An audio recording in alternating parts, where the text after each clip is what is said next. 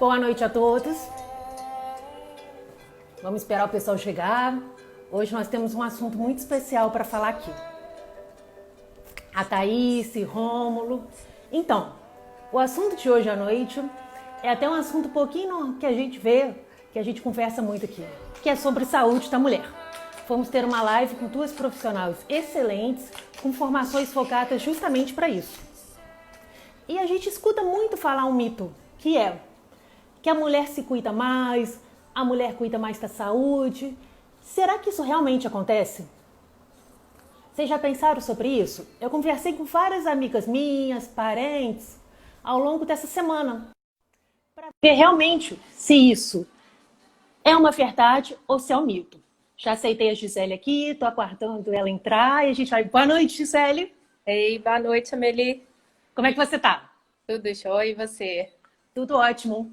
Muito obrigada inicialmente, estou escutando direitinho, por você aceitar o nosso convite. Eu que agradeço o convite, a participação aí do pessoal também. Queria que você contasse um pouquinho para o pessoal que ainda não te conhece tanto aqui no perfil da Pro, qual que é a sua formação? Sim, eu sou médica, formei na UFJF, de onde eu te conheço. Fiz residência de ginecologia e obstetrícia aqui em Juiz de Fora, na maternidade Terezinha de Jesus. Fiz o fellow em BH, no HC, o Hospital das Clínicas da UFMG de Reprodução Humana. E agora estou atuando aqui em Juiz de Fora e região, né? Atendo em algumas cidades aqui próximas também. E aí atendo ginecologia, obstetrícia e infertilidade. Excelente. Gisele, uma coisa que a gente vê muito, que a gente sempre escuta, desde a faculdade até fora da faculdade, é que a mulher se cuida mais do que o homem. Com certeza. Mas eu penso assim, será que isso realmente é? Quando a gente pergunta, quando eu perguntei muito, conversei com muitas amigas minhas, tias minhas, se elas se cuidavam, elas falavam que sim. E a resposta delas, eu falei, o que você faz pela sua saúde? Aí elas falaram, eu vou no ginecologista todo ano, o meu preventivo está em dia. O que eu mais escutei quando eu conversei durante essa semana, desde a proposta que a gente fez da live, foi a pergunta, o meu preventivo está em dia. Só que eu pergunto o seguinte para você, o preventivo, até quanto que ele influencia nessa questão? Porque ele é um exame que é para a gente fazer o quê? Uma detecção precoce. Sim, correto? Então, na verdade, o ginecologista acaba sendo o médico de rotina de toda mulher, né? Uhum. E a gente é influenciado desde jovem, às vezes desde a primeira menstruação, pela família, a mãe sempre fala, não, tem que ir ao ginecologista, né? E é até uma forma de introduzir também a parte da sexualidade, que às vezes em casa não é tão fácil. E aí aquela rotina, aquele hábito de ir ao ginecologista todo ano, que já conhece a sua história, que já sabe seus riscos familiares, riscos, às vezes, de alguma doença infecciosa, de alguma dificuldade para engravidar, né?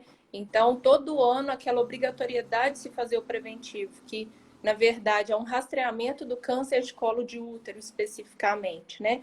Acaba tendo, né, essa rotina médica e que gera aí uma situação que a gente consegue identificar vários outros problemas, várias outras demandas dessa paciente e que nem sempre ela vê necessidade de procurar um médico específico para cada uma.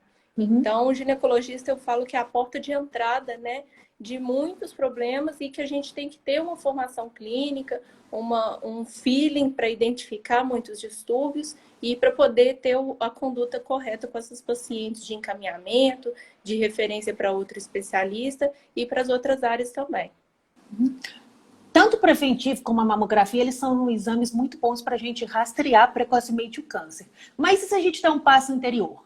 O que a gente pode fazer? A gente fala muito aqui, a gente sempre fala nos nossos lives com foco. Quando eu falo em questão de dor, eu falo muita questão de qualidade de vida de uma maneira geral.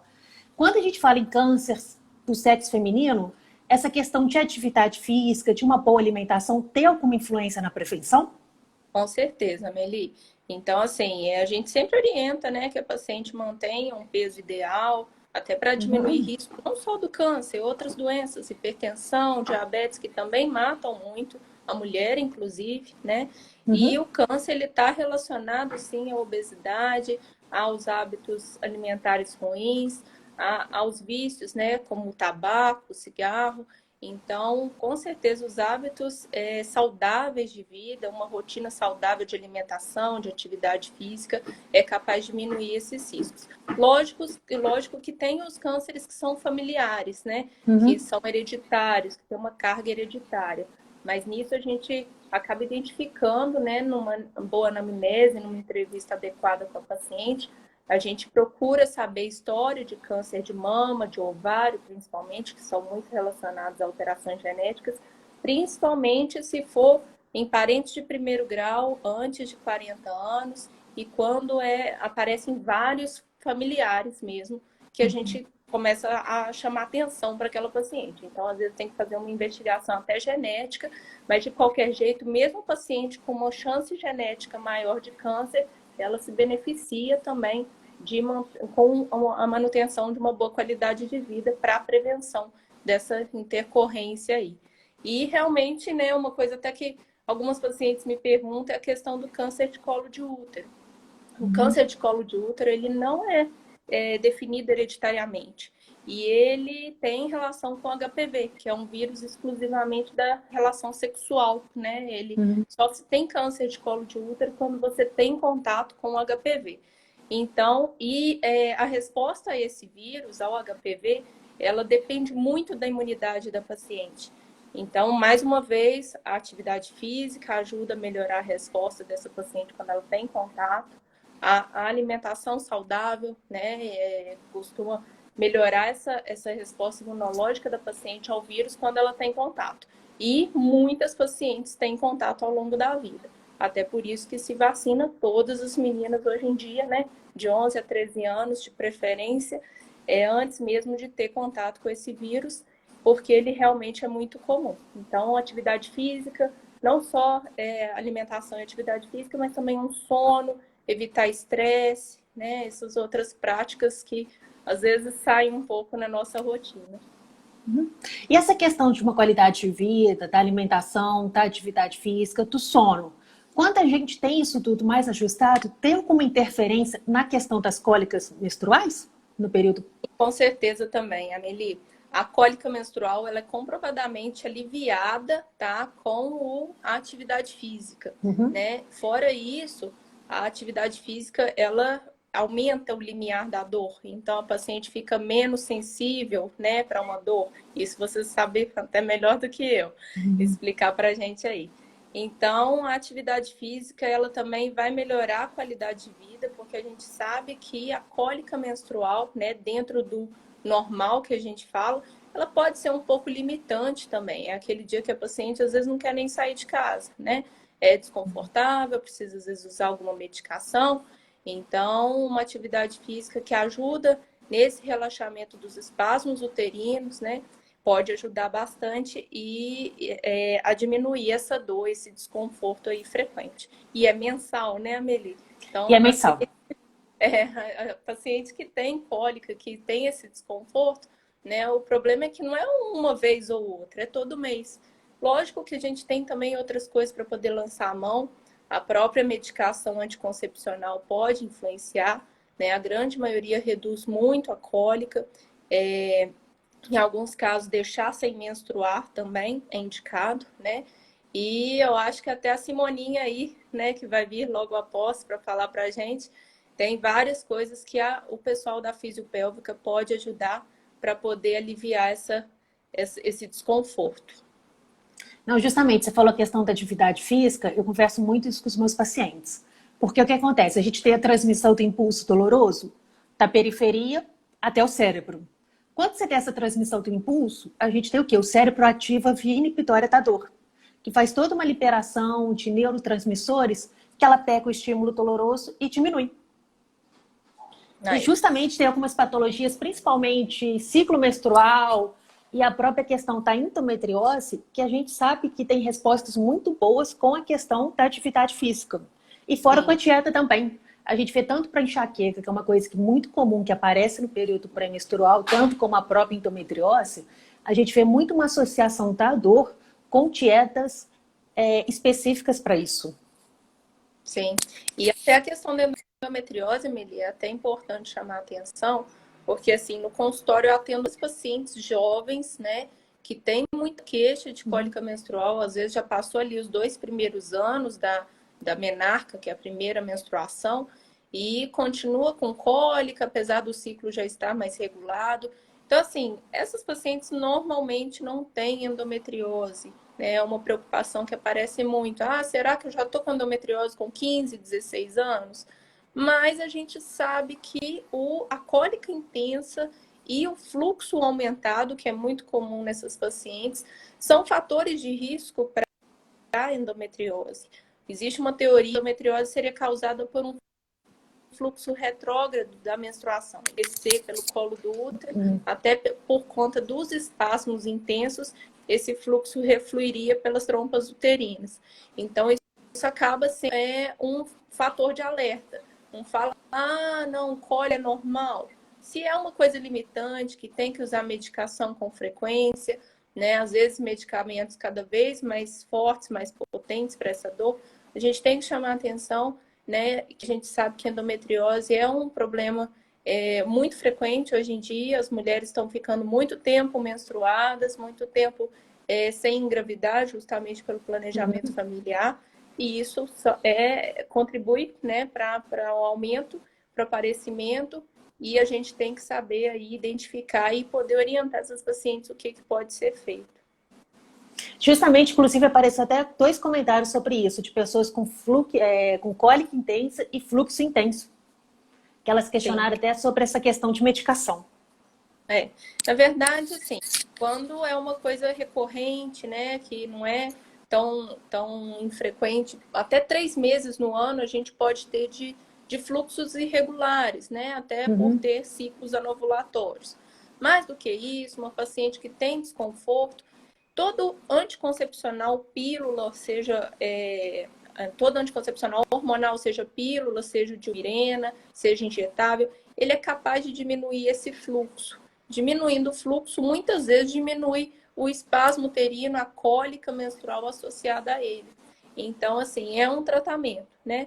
E aí a gente tem hoje em dia muitas pacientes que querem sair do tratamento hormonal. E aí optam pelo DIU de cobre com prata. E essas pacientes realmente não têm influência hormonal com esse método contraceptivo, mas elas acabam tendo um risco maior de sangramento, de cólica menstrual e às vezes não são orientadas quanto a isso. Então, até a escolha do método contraceptivo a ser utilizado, a gente tem que individualizar, ver o caso da paciente, ver a demanda dessa paciente, o que é que incomoda mais, para poder identificar e entrar com a medicação mais indicada. Não, e foi engraçado que você falou sobre essa questão de contracepção, de planejamento familiar. A pesquisa que eu fiz na internet fala que 90% das mulheres alguma vez já fez uma consulta com o Dr. Google sobre algum sintoma, sobre alguma coisa. E a pergunta que mais aparece é: esqueci de tomar a pílula um dia, o que fazer? Então, a pílula contraceptiva ela é feita para ser usada diariamente, né? Principalmente aquele intervalo dos comprimidos, porque existe um intervalo entre as cartelas que você pode dar a pausa, dependendo do tipo de medicamento, e que aí você continua sendo protegida contra a gravidez. Esquecer a pílula, na verdade, acima de 12 horas, o efeito de contracepção ele pode ser prejudicado, né? Então, acima de 12 horas, não precisa nem ser um dia. Lógico que dependendo da fase de cada cartela, se for mais no início do ciclo, no meio ou no final, próximo da menstruação, a gente tem algumas manobras para tentar contornar esse risco aí. Então, às vezes, tomar 2 pílulas quando lembra, né? Ou, às vezes, pular aquela mesma e continuar a seguir com camisinha.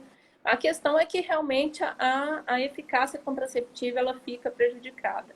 Então, assim, se a paciente trocou há pouco tempo de anticoncepcional, se ela já vem esquecendo com uma certa frequência, né? O risco dela, com certeza, vai ficar maior para uma gestação. O que a gente sempre orienta, esqueceu, usa camisinha, né? É o que vai ajudar aí e tentar não esquecer, não só pelo efeito contraceptivo, mas porque começa a deixar o fluxo, o ciclo menstrual irregular. Pode ter escape, o escape é aquele sangramento no meio da cartela, para vir, não tem hora para parar. que é muitas vezes desconfortável e difícil de manejar. Às vezes a gente tem que trocar, entra com uma pílula com dose mais alta e acaba tendo mais efeito colateral. Então, assim, o jeito melhor é a prevenção disso daí. Usar regularmente, procurar manter sempre o mesmo horário. Eu sempre falo para as pacientes ficarem à vontade com o horário dentro da rotina delas, um horário mais fixo, né? Tem gente que prefere de manhã, que se esquecer tem o dia inteiro para lembrar, mas tem gente que à noite, né, na rotina diária, costuma ter um horário mais fixo, mais fácil de lembrar. O importante é tentar não esquecer. E isso que você falou do Dr. Google, Amelie, é muito comum em ginecologia, né? Porque realmente as pacientes às vezes não têm tanta liberdade de falar, procurar um ginecologista em que uma...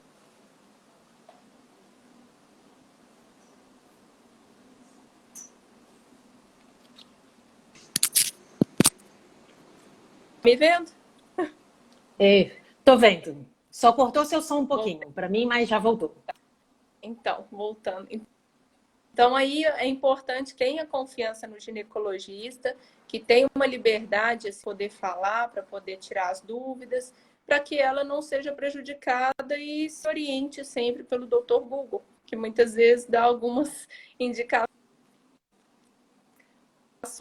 e que não são ideais para aquele caso, né?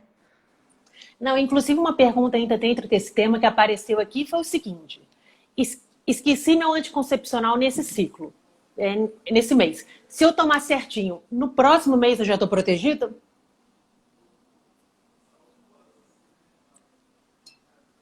Depois que você termina aquela cartela em que esqueceu a pílula concepcional, ela tem um prazo de 7 dias para inibir o eixo hipotálamo hipofisário, a produção de óvulos. 7 dias com o uso correto, o uso no horário certinho, a pessoa está protegida. É o tempo que a gente orienta de usar camisinha quando a pessoa começa uma pílula. Algumas pacientes a gente até orienta que usam um tempinho maior, né? Usa um mês, porque a gente sabe que às vezes uma semana, se a gente pedir, vai parar no 3º dia.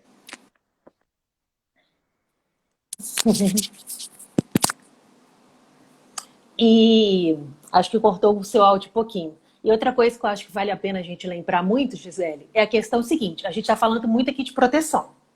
Mas a gente está falando de proteção contra o quê? Estou escutando. A sua imagem está normal, às vezes o áudio que falha para mim. Tá. Então, a gente está falando muito aqui da questão de proteção, mas uma coisa que vale a pena a gente bater na tecla, que a gente está falando de proteção da pílula contra a gravidez. A pílula, tio, esses métodos contraceptivos, em momento nenhum, eles previnem contra as doenças sexualmente transmissíveis. Exatamente. É importante a gente falar nisso, né, Amelie, porque muito frequentes, né, e isso em qualquer meio. A gente vê muitas pacientes que acham que nunca vão pegar uma doença sexualmente transmissível e acaba apresentando. Então, assim, tem que lembrar que a sífilis está em alta, ela está muito frequente. A gente vê muito por conta de pré-natal, né? Porque no pré-natal a gente tem que fazer as rotinas com o pedido do VDRL, que é o exame de sífilis. Então, tem muitas pacientes identificando, né? E o único jeito de proteger é o uso da camisinha. O ideal seria realmente o uso da camisinha em todas as relações sexuais, para proteger das vulvovaginites, as outras doenças que podem ser contagiosas com o sexo. Mas o que a gente observa é que realmente a camisinha é deixada só para quando tem uma relação com um parceiro novo, né? Às vezes quando não tem um relacionamento fixo e até às vezes quando o casal precisa proteger para a gravidez, fica às vezes difícil tocar nesse assunto, que o homem não quer usar, e aí a gente tentar, né, que na verdade o ideal seria que fosse usado em todas as relações. Exato, a gente fala muito da camisinha masculina, mas tem a camisinha feminina também. Sim, e a camisinha feminina, ela pode até ser colocada antes da relação começar, não é? Sim, exatamente. O problema da camisinha feminina é o acesso, né? a gente sabe que muita gente nem conhece. E até para encontrar é mais complicado. A camisinha masculina você acha até no supermercado. A feminina não. A feminina normalmente em farmácia. E às vezes a pessoa nunca ouviu falar de como que usa, acha que é mais desconfortável, faz barulho e acaba ficando sem utilizar, né? Então, assim, aquela desculpa, ele não quis usar camisinha. Então, a mulher ela pode se prevenir também dessas doenças sexualmente transmissíveis e associar aí essa proteção para a gravidez com a camisinha feminina. Uma pergunta que subiu no particular e que foi uma das perguntas que eu olhei que as pessoas também pesquisam muito no Google é a questão do seguinte: tomei meu anticoncepcional, vomitei 3, 4, 5 horas depois. Eu vou perder a eficácia desse comprimido que eu tomei? Normalmente até 2 horas o anticoncepcional já saiu do estômago, né? A gente fala que se tiver vômito, provavelmente vai perder o efeito daquela pílula. Inclusive, se isso acontecer, o ideal é tomar outro comprimido. Mas, e aí tem que saber por que a pessoa está vomitando, né? Porque pode ser até realmente um efeito colateral do anticoncepcional. E aí a gente tem que ver para isso não ficar recorrente, não perder a eficácia várias vezes na mesma cartela, né? Que aí compromete realmente aquele ciclo. Então, assim, identificar o porquê, se for uma coisa recorrente. Tem muitas pílulas que causam enjoo, né? Então, dependendo da dosagem do estrogênio, dependendo do tipo da progesterona, a pessoa pode sentir sim. E falar com o seu médico, né? Na dúvida, vomitei, tem pouco tempo, acabei de tomar. Às vezes até identifica o comprimido, tem que tomar outra no lugar. Outra coisa que me perguntaram, Amelie, até falando assim de pílula, né?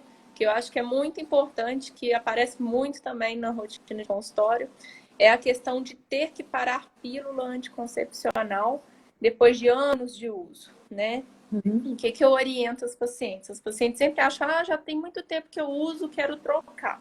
Eu pergunto, mas por que você quer trocar? Quero desintoxicar, quero usar outro método. E aí eu sempre falo com as pacientes, na verdade, se você se dá bem com uma pílula, né? Hoje em dia a gente tem inúmeras no mercado, abrace a ela, fique com ela até os 40 anos, ou se aparecer outro fator de risco, principalmente com os eventos tromboembólicos, né? Hipertensão, varizes, ou descobrir algum caso de trombofilia na família, que a gente teria que trocar antes. Mas, no geral, continua com ela, vê se vai ter algum efeito colateral, porque, na verdade, principalmente com relação ao risco de trombose, que é uma coisa que muitas pacientes trazem para o consultório para a gente, a preocupação com isso, o risco maior de trombose é nos 3 primeiros meses de uso, né? E esse risco é 6 vezes menor do que o de uma gravidez. Então, assim, se a pessoa apresenta trombose devido ao anticoncepcional, né? O risco dela, com certeza, ainda é menor do que se ela estivesse grávida. Então, assim, se você passou já dos 3 primeiros meses, tá passando bem com a pílula, não tá tendo nenhum efeito colateral, nenhum desconforto anticoncepcional, fique com ele, não tem que trocar. Só vamos trocar depois de um tempo, se já tiver com dor de cabeça, escape, com outros problemas relacionados realmente à pílula. Tá? Não existe isso de desintoxicar um tempo para voltar ou até entrar com outra por conta disso. E muito menos a perda do contraceptivo com o passar dos anos. Teve um comentário aqui que eu vou ter que ler, porque acho que é um comentário de utilidade pública, que eu não sabia. Que a Natália falou que a camisinha feminina ela tem um aro que pode ter contato com clitóris. E com isso, pode ser um aliado no prazer da mulher. Sim, ele é externo, né? Na verdade, tem um anel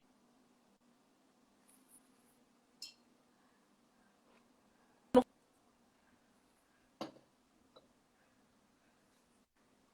vagina, através dele que você introduz, como se fosse um OB. E externamente, a linha, ela é mais rígida, né? Então, aquilo ali tem um contato externo, relação fricção ali na genitália externa, pode oferecer, sim, um prazer maior, tá? Boa dica. Exatamente. Inclusive, ginecologistas, agora vocês poderiam fazer propaganda da camisinha feminina assim. Eu acho que a gente vai ter muito mais adeptas ao meio. E outra coisa que eu falo muito, Gisele, porque assim, eu sou a prima mais velha dos dois lados. Eu tenho muitas primas menores. E uma coisa que a gente vê muito é sempre a mãe levando a filha no ginecologista, que é o ginecologista dela.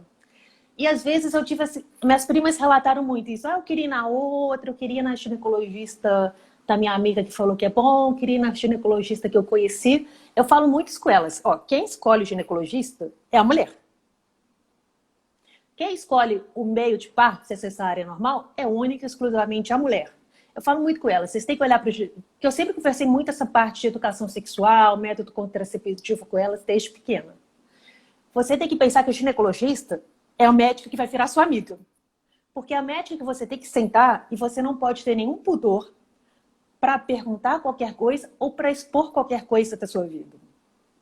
Exatamente. Justamente porque ela é o profissional que ela tem mais impacto na saúde da mulher. Sim, com certeza. Tem que ter liberdade para conseguir conversar com o ginecologista.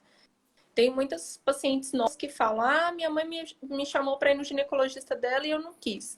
Porque eu não vou ficar à vontade e tal. Até prefiro uma médica mais jovem para poder falar à vontade. Então, assim, isso é até legal, porque realmente a paciente está procurando alguém em quem ela possa confiar para conversar, né? Então, a gente sabe que existem várias coisas que interferem na consulta médica, inclusive essa inibição, isso atrapalha até às vezes no exame físico, né? Até para colher um preventivo é muito mais fácil quando a paciente está tranquila do que aquela paciente toda tensa, morrendo de medo do exame. Então, isso influencia muito e é muito importante que a paciente procure alguém que ela fique realmente à vontade. Eu falo muito isso, eu sempre falo isso, gente. Ginecologista é a sua médica que vai ser a sua melhor amiga. Porque todo mundo tem aquela melhor amiga que você sabe que você pode contar qualquer coisa, sem pudor, sem julgamento. E é esse que é o papel que a gente, como paciente, tem que ter com o médico ginecologista. Sim. E a sexualidade é muito tabu, né, Amelie? Então, tem muita gente, ainda mais adolescente, que às vezes não tem liberdade de conversar, nem às vezes com amigas e tudo, tirar as dúvidas, assim, realmente, até para ter uma informação mais científica, uma orientação mais adequada, é realmente procurar o ginecologista. E até por isso que, é igual eu falei no início, que as mães levam as filhas para o ginecologista, né, para poder iniciar essa rotina e também para ela ver que ela tem alguém em quem ela pode confiar. Para esses aqui, Amelie, só falar, porque senão vou roubar muito tempo da Simoninha. Uma pessoa perguntar se é da pílula com bebida alcoólica. Na verdade, não interfere, tá? A questão é tá? Mas a eficácia da pílula não é prejudicada pelo bebida alcoólica. Na verdade, são até poucos os antibióticos que podem interferir realmente na eficácia da pílula anticoncepcional e alguns remédios controlados também, psiquiátricos, que podem interferir. Então, tem que ver, né, sempre que for iniciar um tratamento com algum outro médico, ou até confie com o seu ginecologista, se não tem nenhuma interferência de algum medicamento novo na pílula anticoncepcional. Inclusive, né, lembrar aqui, eu tenho visto muitas pacientes pós-bariátrica que às vezes não são orientadas pelo médico que fez a cirurgia a procurar outro método contraceptivo. A pílula ela não é absorvida em paciente pós-gastroplastia, que é a cirurgia bariátrica. Então, vale a pena ver um DIU, ver uma medicação injetável, né? Porque realmente a pílula não tem o efeito desejado. Eu vou então terminar, vou puxar um pouquinho para a minha área, porque eu acho que é uma informação muito importante para a população feminina em geral. Se você tiver em uso de anticoncepcional, você sempre deve informar o seu médico anestesiologista. Porque a gente tem uma medicação que ela engloba a molécula do anticoncepcional e ela corta o efeito da pílula naquele dia. Pois é. Então você tem sempre que informar o seu médico para o seu médico te orientar, porque provavelmente, se ele utilizar essa medicação, a gente não vai ter o efeito da pílula naquele dia. O bom é que normalmente quando passa por uma anestesia, né? Normalmente fica no hospital aquele dia, sem muita arte, né? Sem ter relação sexual naquele dia. Mas é importante, e não só por isso, qualquer procedimento cirúrgico com certeza tem um risco aumentado de trombose em quem usa anticoncepcional.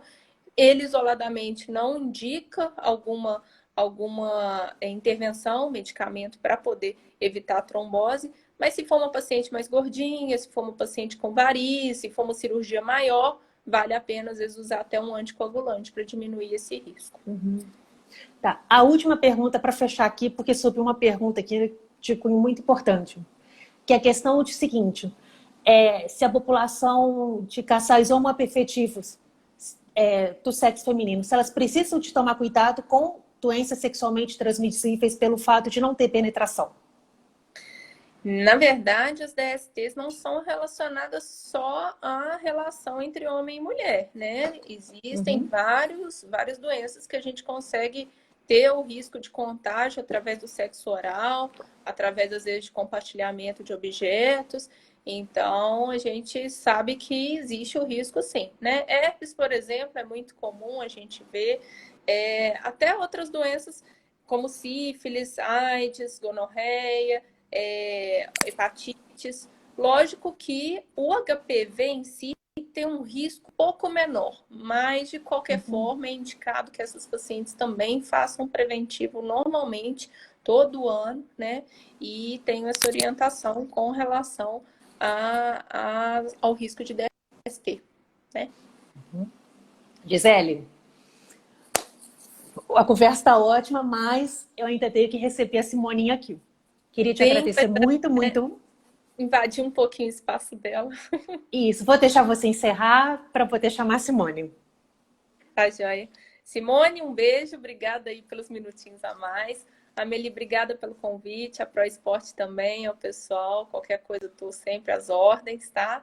É um prazer poder falar aí para o pessoal, trazer um pouquinho mais de informação, né? Ainda mais em ginecologia, saúde da mulher, que realmente é um assunto em que a gente tem muitas dúvidas e as pacientes procuram ainda muito o Dr. Google para poder tirar essas dúvidas, o que às vezes nem sempre é o ideal, tá? E qualquer coisa, qualquer outra dúvida aí, o pessoal pode me mandar também no meu Instagram, tá? Eu respondo em particular, tô às ordens, tá bom? Beijo, boa noite. Beijo, Amelie, obrigada. Beijitos. Tchau, tchau. Tchauzinho. Bom, vamos continuar. Agora eu vou esperar a Simone pedir autorização. Então, acho que uma coisa que a gente muito importante da conversa com a Gisele é a questão do quê? Dos hábitos saudáveis prevenindo os cânceres femininos e mesmo na situação que a mulher tiver uma predisposição genética, se ela tiver uns hábitos saudáveis, o que acontece? Diminui o risco dessa doença. E além do mais, qualquer situação que você tiver na vida, qualquer patologia, se você tiver um nível de atividade física, se você tiver uma alimentação saudável, você vai passar por aquela situação de uma maneira melhor. Outra coisa que a gente vê que está muito envolvido na questão da saúde da mulher, com questão de estresse, má alimentação, qualidade de vida ruim, é a questão da cândida. Que foi até uma pergunta que apareceu aqui depois, já vou aceitar a Simoninha aqui. Que foi até uma pergunta que apareceu aqui depois. Não, Simone, eu preciso que você peça autorização para mim. Que é a questão das cândidas. Cândidas de repetição estão ligadas muito à questão de nível de estresse, de hábitos de qualidade ruim. Se assinou, vou pedir para você pedir autorização, que aí eu te coloco na conversa, Simone. Prontinho, agora apareceu. Pronto, aguardando a Simone entrar. A Simone, ela é a nossa fisioterapeuta da Pro Esporte. Boa noite, Simone. Olá, boa noite. Namastê. Namastê. Aqui, eu adorei o ambiente que você escolheu para fazer a live. Sejam todos bem-vindos. Conta pra gente um pouquinho. Conta, porque às vezes, quando eu vou encaminhar paciente para fisiopélvica, muitas pacientes nem sabem que existe a fisioterapia pélvica. Explica pra gente um pouquinho da sua área de atuação. Sim, a fisioterapia pélvica é uma área de promoção, de educação em saúde e qualidade de vida, que trata integralmente as disfunções dos músculos do assoalho pélvico. Esses músculos são responsáveis por sustentar os órgãos pélvicos, manter a continência urinária e fecal, estabilizar o tronco e também participam da atividade sexual feminina. Eu gosto de dizer que nós cuidamos do relicário da mulher, porque o ventre e a pelve feminina são fonte de vida, poder e prazer. Felizes as mulheres que se empoderam disto. E nós que cuidamos da saúde da mulher, estamos aqui para o resgate dessa feminilidade. A sua apresentação foi linda, Simone. Para a gente ver que é uma questão. Obrigada. Não, para a gente ver como que a situação, como que a questão da fisioterapia pélvica extrapola simplesmente uma especialidade dentro da fisioterapia. Muitas vezes as pacientes que eu mais recomendo a importância da fisioterapia pélvica são as pacientes, obviamente, com dor e pacientes com endometriose. Justamente porque a gente vê muita situação seguinte, a paciente passou por uma cirurgia de endometriose, mas ela continua com dor. Ou até antes mesmo no pré-operatório. Porque o que acontece com a endometriose? A gente tem aqueles focos que eles fazem dor por irritação. Quando a gente pega qualquer atlas de anatomia, qualquer esquema de pelve feminina, o que a gente vê são grupamentos musculares muito diversos. Então a gente tem muita dor na endometriose por conta da irritação desses músculos. E eu falo, gente, se vocês tiverem que escolher entre eu e a fisioterapeuta pélvica nessa situação, é mais importante para o seu tratamento, seja no pré-operatório de endometriose ou no pós-operatório, é a fisioterapia pélvica. O que o médico de dor vai fazer? Ele vai te dar, ou por meio do bloqueio, ou pela questão da medicação, ele vai fazer analgesia, mas única e exclusivamente para que a mulher possa fazer a fisioterapia pélvica.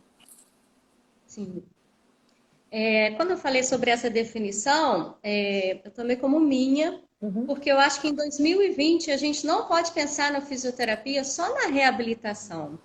A coisa mais bonita que a gente tem é a educação em saúde. Informar é dar poder para outra pessoa.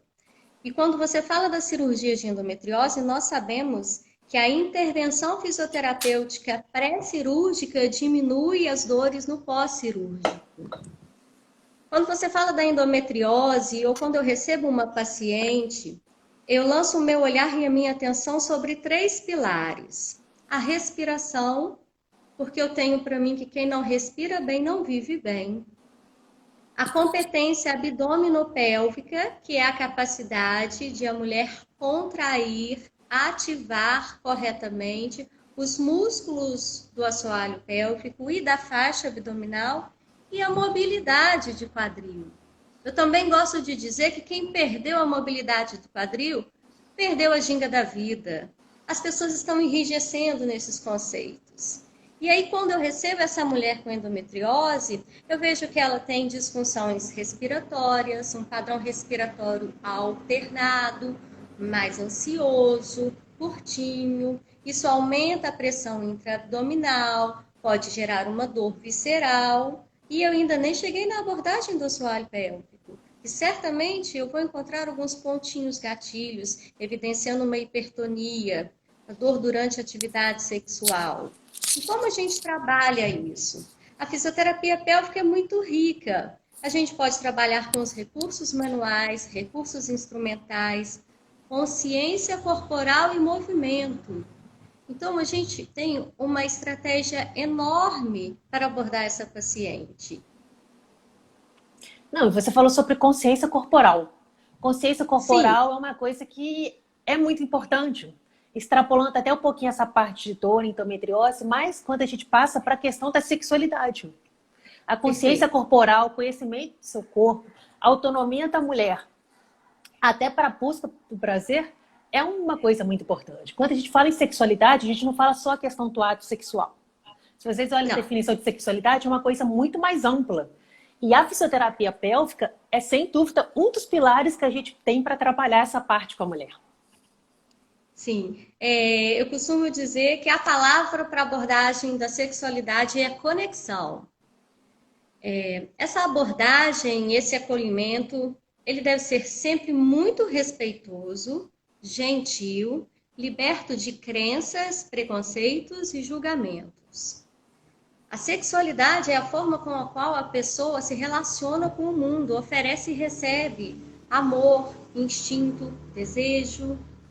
E é muito prazeroso acompanhar o resgate dessa feminilidade, da sexualidade, que nós temos o sucesso terapêutico com as mulheres na abordagem da fisioterapia pélvica. Às vezes eu tenho a impressão de que as mulheres chegam ao meu consultório apagando a memória do assoalho pélvico. Elas só lembram em caso de dor. E a gente precisa reconectar as sensações, as percepções, esse universo feminino que vem da pelve. Não, justamente, você falou da questão de julgamentos também. Nós que somos mulheres, a gente tem muito mais programações culturais erradas, nós somos muito mais vítimas de achismos, de padrões culturais errados do que a população masculina. Sim, sim. Mas a gente precisa quebrar isso. Exato. E numa conversa, numa abordagem de acolhimento, o meu primeiro contato com o paciente, eu tenho duas estratégias importantes. A primeira é que ela me dê um grande sorriso e uma grande gargalhada no meio do atendimento. É a minha primeira conexão. E durante a anamnese, eu pergunto, eventualmente, furtivamente, o que faz essa mulher feliz. Qual foi a última vez que você ficou feliz com você? Então, a gente começa um outro olhar, porque a gente começa a despertar quem é essa mulher para ela. E é somente assim nós podemos ajudar. E eu sempre me pergunto, mas por que você está me perguntando o que me faz feliz? Ninguém me perguntou isso. A dor faz infeliz, mas o que te faz feliz? Isso é uma coisa muito importante, porque o que acontece? Muitos dos meus pacientes, claro que eu puxo um pouco mais para o meu lado, porque são os pacientes que eu tenho mais contato. A gente tem muita questão de ansiedade e depressão. Só que ninguém fica depressivo de um dia para o outro. O que eu vejo normalmente nesses pacientes é que eles começaram a perder o prazer. Às vezes eu pergunto para o paciente assim, se você não tivesse dor, o que você gostaria de fazer agora? E a pessoa não sabe mais me responder uma coisa que deixa ela feliz, uma coisa que dá prazer para ela. Exatamente. É uma investigação que eu faço com rotina. E quando eu alcanço um objetivo com uma paciente, que é ela que coloca esse objetivo para mim, não sou eu que coloco o objetivo para o paciente, ela me dá tudo que eu quero. É só você saber ler a paciente, entender, ser responsiva aos sinais que ela te informa. A nossa bomba aqui de calibragem. Não, e quando a gente fala da mulher se voltar para dentro dela mesma, de autoconhecer, saber o que dá prazer, a própria questão de empoderamento, eu acho que tem eu vou falar uma coisa que a gente não pode deixar de citar, que é a Bíblia que toda mulher deveria ler, não é, Simone? Mulheres que correm com os lobos. Sim, mulheres que correm com lobos. Sim. Deixa eu só passar esse barulhinho um pouquinho. Exato. Já deve passar um segundo. Eu vou falando isso enquanto isso. Tá. Para quem não conhece, Mulheres que Correm com os Lobos é um livro que deveria ser obrigatoriamente para toda paciente. Toda paciente não, toda mulher. Sim. Porque todas essas questões que a gente fala de empoderamento, de libertação de crenças, principalmente essas crenças que o sexo feminino é muito submetido, Mulheres que Correm com os Lobos é um livro que te abre a cabeça. Sim, certamente. E te devolve para si. Exatamente. Sobre os instintos, sobre as suas verdades, sobre os seus medos, sobre as suas libertações, sobre as suas aceitações. Que eu acho que a grande magia da vida é a aceitação. Você precisa entender você precisa resgatar a sua história para saber como pedir ajuda, para você entender o caminho. Senão qualquer um vai servir. Tem até uma amiga minha que falou, eu tenho esse livro, eu tenho medo de começar a ler e perder o meu marido. Eu falei, ô Lu, você não vai perder seu marido. Você vai ganhar a Luciana de volta. É totalmente diferente. É um livro que foi escrito por mulher para mulheres. Principalmente com todas as situações que a gente sofre no dia a dia. Certo. Não, e quando a gente fala também um pouquinho da fisiopélvica, que eu acho que a gente não pode deixar de falar, e quando a gente puxa para esse assunto de sexualidade também, é que às vezes o paciente pega e fala assim, ou então amiga, prima, fala assim, ah não, mas eu não preciso de fisiopélvica porque eu fiz um curso de comprei um curso de pompoarismo na internet. Mas eu falo, gente, pompoarismo é totalmente diferente de fisioterapia pélvica. Inclusive, tem indicações e tem contraindicações. Você podia falar um pouquinho mais pra gente? Sim, perfeito. Muito bem a sua colocação. No bate-papo anterior, vocês falaram muito sobre o Dr. Google, né? Uhum. E ele é uma presença na nossa vida. O pompoarismo é uma técnica milenar que tem como objetivo aumentar o prazer durante a atividade sexual. Uhum. São exercícios não individualizados para que todas as mulheres façam de maneira igual, que incentivam a contração e o relaxamento dos músculos do assoalho pélvico. E é muito simplista você pensar que as funções dos músculos do assoalho pélvico se resumem à contração e ao relaxamento. Uhum. Na avaliação fisioterapêutica pélvica, nós consideramos os reflexos, a coordenação, a contração, a força, a resistência e o tônus. São 6 critérios.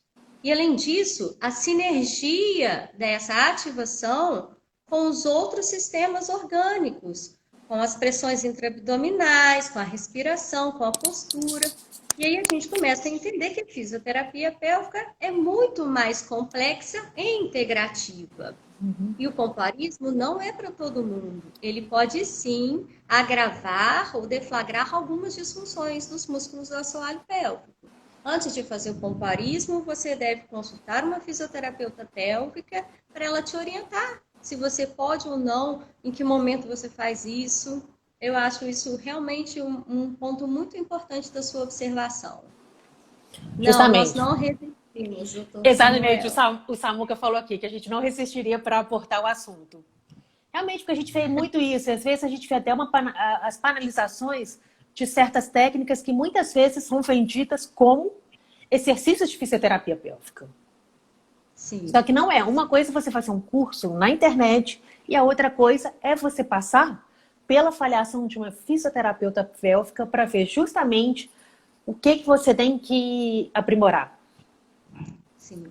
A avaliação da fisioterapia pélvica é tão importante que estudos apontam que existem diferenças de ativação dos músculos do assoalho pélvico nas diferentes fases de vida do ciclo feminino. Então, nós podemos considerar a importância da abordagem da fisioterapia pélvica desde a menarca, que é a primeira menstruação, até a pós-menopausa, de mulheres que engravidaram ou não, de mulheres sedentárias ou ativas. A fisioterapia pélvica é para todo mundo. Ela também deve ser a melhor amiga de uma mulher. Não, e outra coisa que eu vejo também muito, Simone, em relação à fisioterapia pélvica, até às vezes quando eu recomendo para uma amiga minha que está grávida, ela fala assim, eu não preciso de passar pela fisiopélvica porque eu quero fazer cesárea, eu não quero fazer normal. É uma ideia errônea. Exato. A gestação é, por si só, um fator de risco para as disfunções dos músculos do assoalho pélvico, independentemente da via de parto.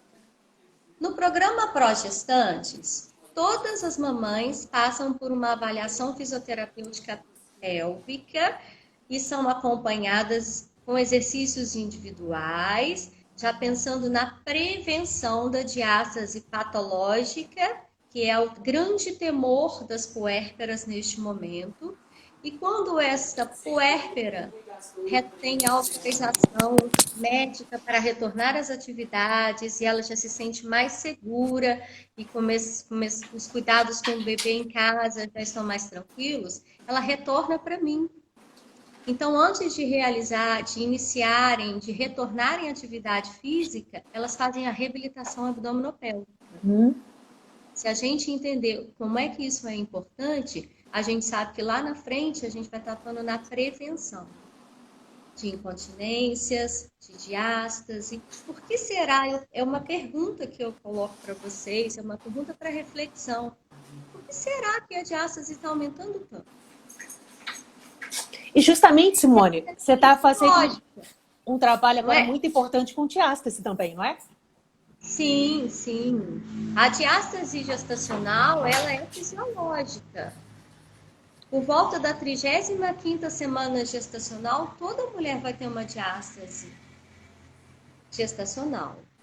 Mas é importante no retorno desse contexto de vida, de rotina de cuidado com o bebê, no cuidado da família, no cuidado das tarefas do lar, essa mamãe tem que receber orientações ergonômicas. Essa mamãe já precisa começar ativações importantes da musculatura abdominopélvica. E aí a gente atua na prevenção, que é o mais bonito da educação em saúde. Não, tanto nessa questão da sua área, na minha área, eu acho que é uma coisa que a gente na ProEsporte a gente prega muito. Prevenir é muito melhor do que tratar. Sim, e o que eu acho mais bonito é você ver o brilho do olhar quando você mostra um caminho da felicidade para o outro. As coisas são simples, elas não precisam ser elaboradas. Agora a gente está no meio de uma pandemia. A rotina de vida mudou, a rotina de educação mudou, a rotina de assistência mudou, a rotina de cuidados mudou. Tudo está diferente. E nós continuamos fazendo assistência de fisioterapia pélvica pelo teleatendimento. É possível. Nós não precisamos ter recursos caros. Nós sabemos que existem equipamentos caríssimos, existem equipamentos que podem ajudar na fisioterapia pélvica no custo de R$ 1.200, R$ 1.800 para uso individual domiciliar, mas nem sempre eu preciso disso.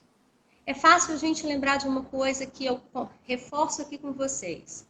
Respiração, competência abdominopélvica, ativação e mobilidade de quadril. Às vezes a assistência da fisioterapia pélvica começa com esse trabalho de mobilidade. Nem sempre a gente faz uma abordagem intracavitária num primeiro momento. Eu preciso ter a permissão da paciente. Eu preciso que ela se entregue, confie. E nós andamos juntas depois disso. Exato. Até vou dar um spoiler aqui, vai sair um post no Instagram da ProEsporte essa semana sobre dicas de cuidado para a mulher.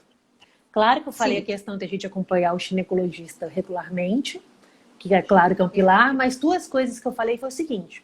Primeira coisa, que a mulher deve sempre se colocar em primeiro lugar, sempre cuidar dela primeiro, porque às vezes a gente fica muito perdido nessa questão de trabalho, filho, cuidar de casa, e sempre a gente escuta isso. Eu não posso porque eu tenho que cuidar do meu filho, eu não posso porque eu tenho. Eu falei justamente isso no post. A gente tem que colocar quem a gente em primeiro lugar. Sempre a gente. E justamente a outra questão que eu falei é o seguinte. De ter hobbies, de procurar atividades que lhe dê prazer. Muitas vezes a gente conversa com as pessoas, a gente vê que elas perderam coisas básicas. Elas não sabem mais o que deixa elas felizes. Elas estão totalmente desconectadas delas mesmas. Eu acho muito importante, já que o papo é de pelve e a live é feminina, quando eu recebo a paciente no consultório, ela sabe me pedir desculpas porque ela está com a unha quebrada, ela me pede desculpas porque ela não está com a perna depilada. E aí, quando eu pergunto quantas vezes ela vai ao toalete para fazer xixi, ela não sabe falar. Ou ela diz que não vai porque não tem tempo. Como assim, eu te pergunto? Nós estamos deixando de cuidar do que é básico. Como é o seu xixi? Qual é a música que o seu xixi toca quando sai? Isso é uma avaliação fisioterapêutica. Só pelo fluxo, jato do xixi, a gente já tem algumas informações importantes. As mulheres não sabem como o xixi sai, as mulheres não sabem a cor do xixi. Quando eu pergunto sobre defecação, nem olham. E a gente sabe que a gente tem uma escala de Bristol que avalia a consistência das fezes. Então, eu falo, gente, nós temos que dar mais importância para tudo que é nosso. E a pelve é nossa. Justamente, você falou questão de funções fisiológicas que às vezes são deixadas de lado. Outra coisa que eu conversei muito, Simone, quando eu comecei a conversar essa semana, até para a gente ver o que ia falar na live, quando você pergunta para a mulher, ela fala assim, eu cuido da minha alimentação. Aí você já pensa, opa, ela cuida de você. Aí eu fiz a segunda pergunta. Falei, você cuida da sua alimentação para ficar magra ou você cuida da sua alimentação pela questão de você ter um aporte ideal de nutrientes, prevenir saúde de todos. 99,9% falou o quê? Não, eu tomo conta da minha alimentação por questão de emagrecimento. Ou seja, até quando a gente faz um hábito de autocuidado, é totalmente dissociado da ideia de cuidado. Está vinculado ao quê? Uma questão estética. Sim, a gente sabe que tem a obesidade, a gente sabe que tem a questão da obesidade como prevenção de diversas doenças, mas não. Aqui a gente está falando mais da questão do emagrecimento do ponto de vista estético. 9 em 10 pessoas que eu conversei me falaram isso. E quando eu acolho uma paciente, e eu pergunto eu estendo um panorama para outras avaliações, como sono, alimentação, e a pessoa me fala assim, como é o seu sono? É bom. Me define bom. É reparador? Você tem pesadelo? É inquieto? Você tem síndrome das pernas inquietas? Como é a sua alimentação? Média, me define média. Eu preciso entender os parâmetros de tudo isso. E dentro do contexto da saúde da mulher, quando a gente fala sobre dor, por exemplo, na endometriose, a gente sabe da importância dessa abordagem transdisciplinar. E eu acho que esse é o grande empenho e o grande mérito de uma equipe que trabalha em sincronia de propósitos de promover saúde. Essas pessoas, por exemplo, com queixa de endometriose, elas não têm noites de sono reparador. E às vezes precisam de assistência de um psiquiatra, de uma psicóloga. Elas precisam de um reajuste na alimentação. Então, nós trabalhamos com vários pilares de promoção de qualidade de vida. Quando a gente encaminha para um colega que compartilha conosco essa sintonia de promoção de saúde, o nosso trabalho cresce e vai muito mais rápido esse resultado para o paciente. Não, exato. Até a gente fala muito da questão também, principalmente quando a gente pensa em cuidar da mulher, é a questão do quê? Do trabalho interdisciplinar. E que você até trouxe uma definição muito bonita essa semana, que é a questão do trabalho transdisciplinar. Transdisciplinar. O trabalho transdisciplinar é o propósito do novo milênio. Eu acredito nisso.